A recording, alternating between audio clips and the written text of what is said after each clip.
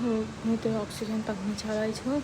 બધા મારા તરફથી જય શ્રી કૃષ્ણ. અને મારી બપોરનો ખાવાનું રેકોર્ડ નહીં કરી શકી, જે બનાવ્યું હતું લંચનું, તો માટે માફ કરી દઉં છું.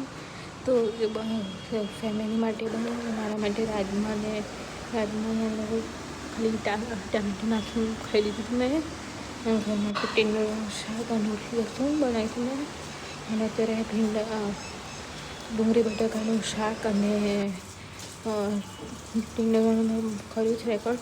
પણ ભીંડાનું શાક અત્યારે બનાવ્યું છે અલગથી મારા ભાઈ માટે, અને દાદી લોકો માટે, દાદી ભાઈ અને પપ્પા લોકો માટે ડુંગળી બટાકાનું શાક, વઘારેલી ખીચડી બી બનાવી છે, સાદી ખીચડી બી બનાવી છે.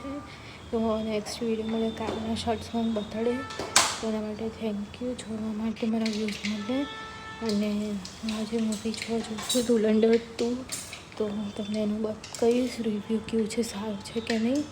અને હું થોડું બનશે તો એટલું ક્લિપ અંદર એડ કરી લઈશ, અને કાલના શોર્ટ્સમાં ખબર પડશે મારી રિવ્યૂ બી કેવું છે. અને જોવા જઉં છું ધુરંધર મૂવી જોવા જઉં છું. તમને કાલના વિડીયોઝમાં થોડી ક્લિપ બતાડીશ, તો તમે રિવ્યૂ બી તે કેવા છે, કેવું મૂવી છે અત્યારે બધા જોવા જેવું સારું છે.